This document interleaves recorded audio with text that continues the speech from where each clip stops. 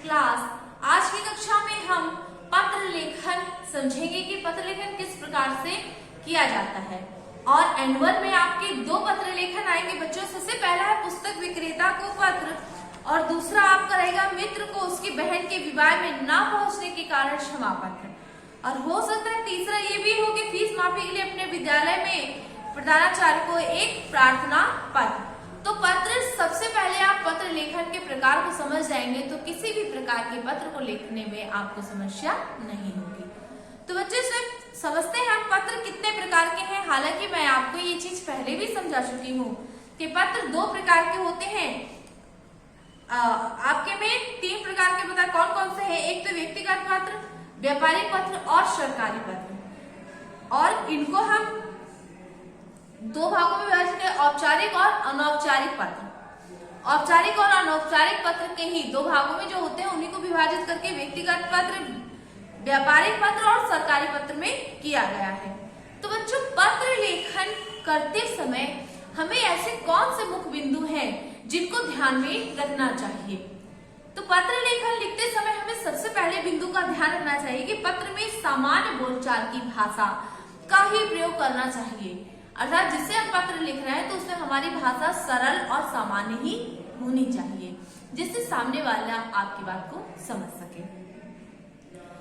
दूसरा बिंदु है बच्चों के पत्र में अपने भावों को अभिव्यक्त संक्षेप में करना चाहिए। अर्थात जब हम पत्र लिखते हैं तो पत्र लिखने में हमें अपनी बात को बहुत लेंदी नहीं करना है, बहुत लंबा नहीं खींचना है, क्योंकि संकुचित होता है। पत्र छोटा हो तो पत्र संकुचित में संक्षेप में अपनी बात को कहना सीखना चाहिए। अर्थात जब हम पत्र लिखें तो कोशिश करें कि हम अपनी बात को कम शब्दों में ही व्यक्त कर दें। इसके बाद तीसरा है पत्र के शुरुआत में सही संबोधन तथा अभिवादन का प्रयोग होना चाहिए। जैसे हम पत्र लिख रहे हैं पिता के लिए और उसमें हम लिख दें अपने मित्र के लिए, तो संबोधन वहां गलत हो जाएगा। अर्थात पिता के लिए पूजनीय होता है और मित्र के लिए प्रिय मित्र होता है। अर्थात संबोधन भी हमको सोचकर ही, अर्थात जिसके लिए पत्र लिखा जा रहा है संबोधन सूचक शब्द हमें उन्हीं के अनुसार प्रयोग करना चाहिए। इसके बाद में पत्र के शुरुआत में लिखते समय शुद्ध तथा स्वच्छ लेख का ध्यान रखना चाहिए।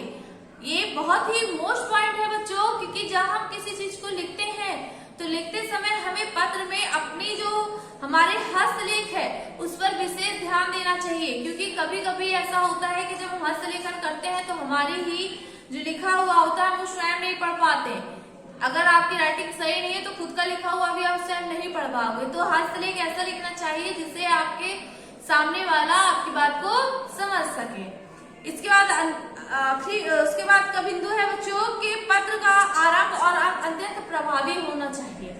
अर्थात आप जब किसी से फर्स्ट टाइम मिलते हैं और लास्ट टाइम मिलते हैं तो कहते हैं ना फर्स्ट इंप्रेशन जो होता है वो बहुत मोस्ट होता है। अर्थात पहला इंप्रेशन व्यक्ति पर बहुत जल्द पड़ता है और वो हमेशा के लिए याद रहता है। इसीलिए जब हम पत्र लेखन करते हैं तो हमारा जो प्रारंभिक होता है, अर्थात जो हम संबोधन वगैरह करके अपने जो लाइन को स्टार्ट करते हैं वो बहुत ही अच्छी तरीके से लिखी होनी चाहिए। इसके बाद है कि पत्र के विषय में स्पष्टता तथा गंभीरता अवश्य होनी चाहिए। हम जिस भी विषय पर पत्र लिख रहे हैं या जिसके लिए भी पत्र लिख रहे हैं तो पत्र लेखन में हमें अनायास बातों को सम्मिलित नहीं करना है। जो जरूरी है वही बात उसमें लिख करके हमारी भाषा गंभीरतापूर्ण होनी चाहिए। ऐसा नहीं है कि हम लोग जनरली भाषा में करते हैं, क्या बातें करने लगते हैं, अरे यार ऐसा हुआ, अरे वैसा हुआ, तो हमें ऐसे शब्दों का प्रयोग कदाचित नहीं करना है। क्योंकि हम किसी को अपने द्वारा लिखित पत्र दे रहे हैं, अपने किसी सामने वाले को दे रहे हैं, तो उस पत्र में हमें बहुत ही अच्छे और गंभीरतापूर्ण वाक्यों का प्रयोग ही करना चाहिए। इसके बाद नेक्स्ट बिंदु है पत्र में लिखने वाले तथा पाने वाले का पता साफ व सुंदर अक्षरों में लिखा होना चाहिए। क्योंकि पत्र तो चलिए मान लिया मैंने, आपने पूरे पॉइंट आपने बहुत क्लियर किए हुए हैं, लेकिन अंतिम पॉइंट जो है वो आप भूल जाते हैं। अर्थात जिसके लिए हम पत्र लिख रहे हैं और जो पत्र लिख रहा है अगर वही अपना एड्रेस और नेम गलत लिख देता है या अशुद्ध भाषा में लिख देता है या अशुद्ध शब्दों का प्रयोग कर देता है तो ना ही वो पत्र सही जगह पहुंचेगा और ना ही अगर पहुंच भी जाता है तो पढ़ने वाले को ये नहीं पता चलेगा कि पत्र किसके द्वारा लिखित है। तो हमें इस बिंदु का तो विशेष रूप से ध्यान रखना चाहिए। तो ये तो हुआ बच्चों कि पत्र लिखते समय हमें किन बिंदुओं का ध्यान रखना है। अब इसके बाद हम बात करते हैं कि पत्र के जो प्रकार बताए गए, व्यक्तिगत पत्र, व्यापारिक पत्र और सरकारी पत्र, तो इनको भी हम समझ लेते हैं। व्यक्तिगत पत्र, अपने मित्रों और संबंधियों को लिखे जाने वाले पत्र को हम व्यक्तिगत पत्र कहते हैं। इन पत्रों में हमारी व्यक्तिगत बातें होती हैं तथा अपने मन के भावों तथा विचारों का आदान प्रदान किया जाता है, ये व्यक्तिगत पत्र के अंतर्गत आते हैं।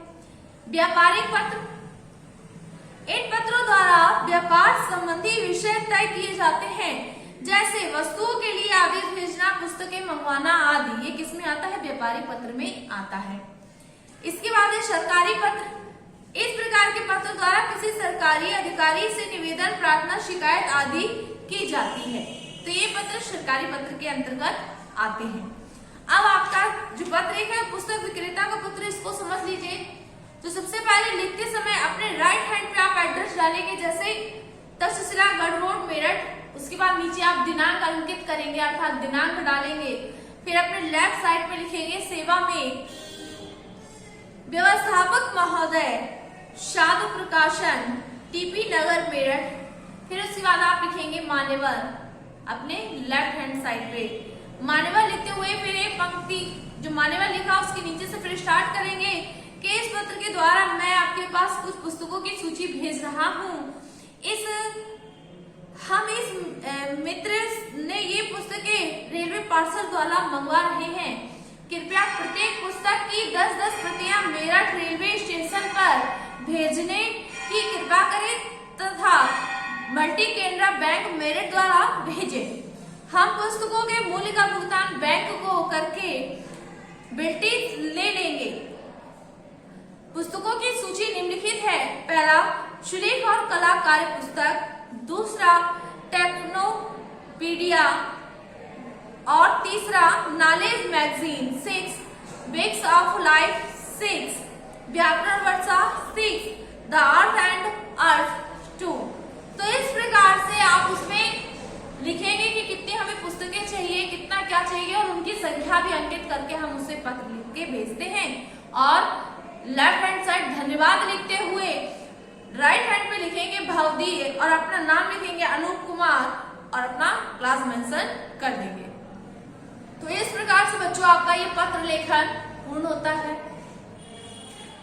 आप फीस माफी के लिए अपने विद्यालय में प्रधानाचार्य को एक पत्र और पिताजी को अपनी कुशलता का पत्र अपनी उत्तर पुस्तिका में लिख करके प्रयत्न करेंगे कि आप बहुत अच्छे से लिख लें। आशा करती हूँ कि आप सभी को ये बेटा पत्र लिखना समझ में आ गया होगा। तो आज के लिए इतना काफी है। आप सभी का दिन मंगलमय हो।